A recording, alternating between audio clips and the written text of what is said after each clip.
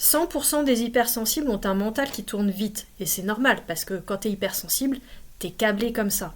Sauf que des fois, ça devient vraiment envahissant. Tu vas avoir des pensées obsédantes, de l'anxiété, des idées qui s'incrustent, des ruminations. Et là, une personne qui pense t'aider va te dire, eh ben, il faut lâcher prise. Ouais, ok, mais ça a le don de t'énerver encore plus, parce que tu sais pas comment faire. Et c'est normal, parce qu'en fait, ça reste juste un constat intellectuel. Donc ça va juste empirer ton état. Là, je vais te partager 5 conseils pour calmer ton mental au quotidien. Tu vas voir, il n'y a pas de baguette magique. Désolée, j'en ai pas.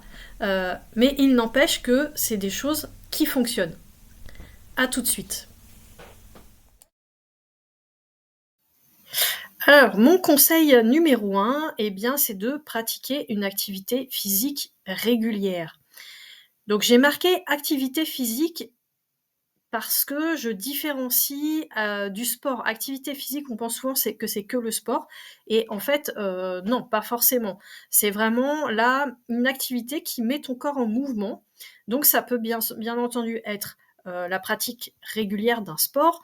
Mais si t'es comme moi, pas du tout sportive et que tu n'aimes pas du tout aller dans une salle de sport, eh bien, voilà, tu as d'autres options qui peut être, par exemple, la marche à pied.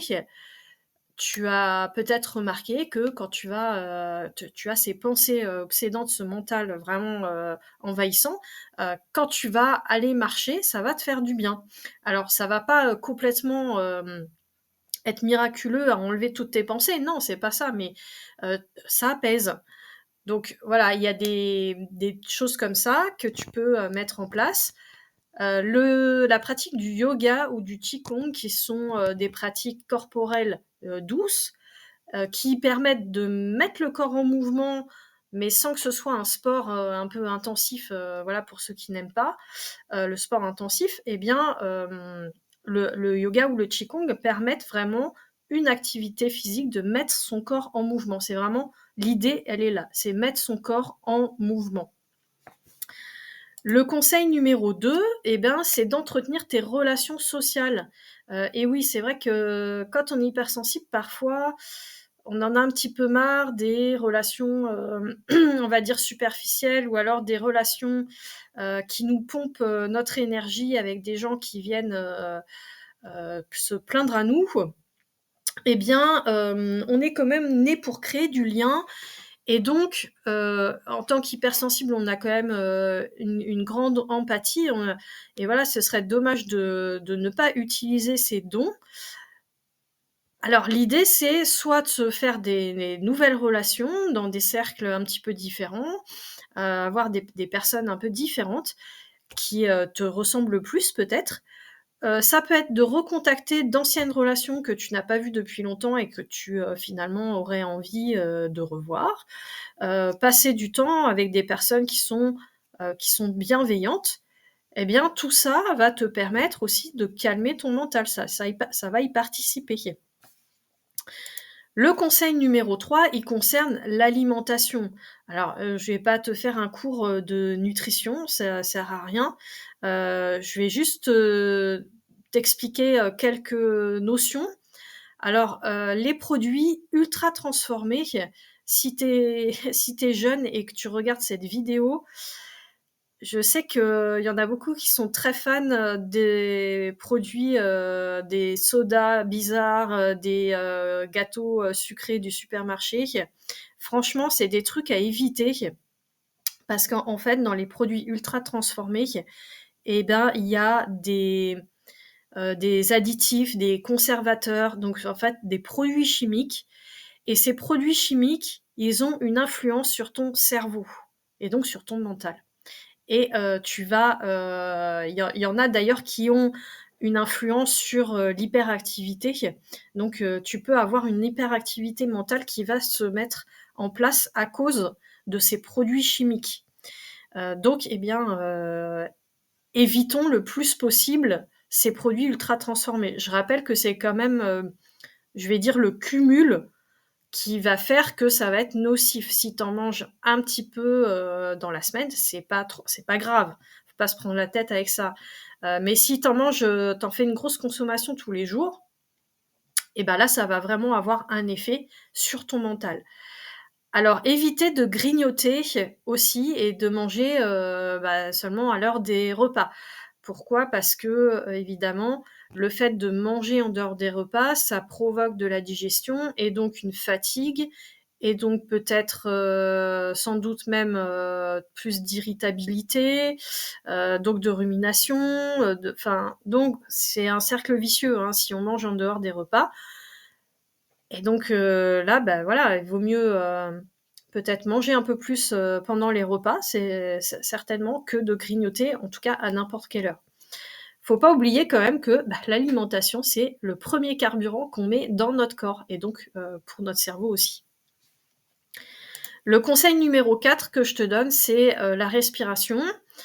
Voilà, et le but, c'est d'oxygéner ton cerveau parce que, souvent, bah, quand tu as ces ruminations, ton cerveau, il est certainement mal oxygéné et ça te provoque, une hyperactivité mentale. Donc là, la respiration, ça va permettre à la fois d'oxygéner ton cerveau et de réguler ton système nerveux. Alors, hem là, je te propose la cohérence cardiaque, peut-être que tu connais ou que tu connais pas.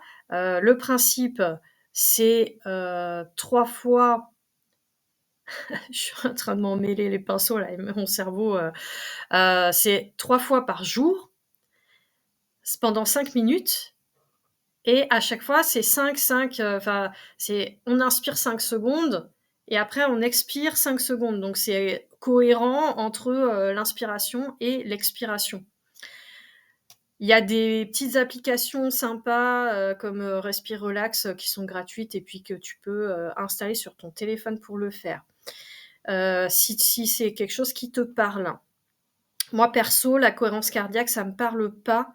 J'ai essayé de le faire et j'arrive pas, je suis pas assez disciplinée, pour le faire 3 fois par jour pendant 5 minutes. C'est que 5 minutes, tu vas me dire: «Mais non, moi j'y arrive pas» et donc à la place, quand j'en ai besoin, quand je sens en fait, que j'écoute mon corps et je sens que mon cerveau en a besoin, eh bien, je fais des respirations d'urgence. Donc là, la respiration d'urgence, c'est inspirer 3 secondes, bloquer 3 secondes et expirer 6 secondes. Voilà, tu fais ça 3 fois et là, tu vas vraiment, oxygéner ton cerveau et calmer ton mental. Le conseil numéro 5 que je peux te donner, c'est, de pratiquer la méditation de pleine conscience. Alors je sais que pour certains, la méditation, aïe, aïe, aïe, ça fait pas du tout envie, on est immobile, on se dit: «Oui, la méditation, mais moi j'arrête pas de penser et la méditation, c'est arrêter de penser» et en fait non, c'est pas ça. La petite chose, la petite astuce que je peux te donner, avant de méditer, c'est de faire un shaking. Un shaking, en fait, c'est tu te secoues. Alors tu secoues tes mains, tu secoues tes pieds, tu secoues pour enlever, les énergies stagnantes qui vont t'empêcher, en fait, de pratiquer cette méditation. Donc bien entendu, la méditation, tu pratiques pas, t'essayes pas de la pratiquer dans un moment où tu es, super énervé, hein. Ça servira à rien, voilà. Mais fais-toi ta petite bulle, ton petit moment, à toi, pour, faire une méditation, même si c'est que 10 minutes. Et là, ça va te permettre de te recentrer sur tes sensations corporelles et donc, de calmer, ce mental. Donc tu vas voir qu'au début, quand tu commences à pratiquer, tu as tes pensées qui vont partir dans tous les sens et au bout d'un moment, tu vas réussir avec, la voix du bonhomme qui fait la méditation guidée. Moi, je pensais Cédric Michel, mais bon, ça peut être un autre, hein, tu fais ce que tu veux. Tu vas te laisser guider par la voix et à chaque fois que tu sens ta pensée qui part, hop, tu ramènes tu enlèves ta pensée, tu reviens à ta méditation et c'est une sorte de gymnastique du mental et au bout d'un moment, parce que c'est un entraînement, et oui, c'est un entraînement. Avec cet entraînement-là, tu vas réussir à calmer plus rapidement et plus facilement ton mental. Je te retrouve tout de suite pour la conclusion. Alors dans cette conclusion, je vais te dire qu'un mental envahissant, ça provoque vraiment beaucoup de fatigue. De la fatigue vraiment plus. Hein. Et donc c'est important de mettre en place des nouvelles habitudes pour calmer ton mental et par là même retrouver de l'énergie et de la sérénité. Et ça passe vraiment par des actions concrètes et non des projections intellectuelles. Si tu te sens prête à passer à l'action, alors tu peux créer ton propre programme avec ta liste d'actions à mettre en place. Si tu te sens prête à passer à l'action mais que tu ne sais pas par où commencer, bah ça tombe bien parce que c'est mon métier, je suis là pour te guider. Alors, viens transformer ta vie en prenant un appel découverte de 45 minutes avec moi. Tu trouveras le lien dans la description de cette vidéo. Et sinon, si cette vidéo t'a plu, soutiens mon travail avec un petit like et abonne-toi à ma chaîne. À bientôt!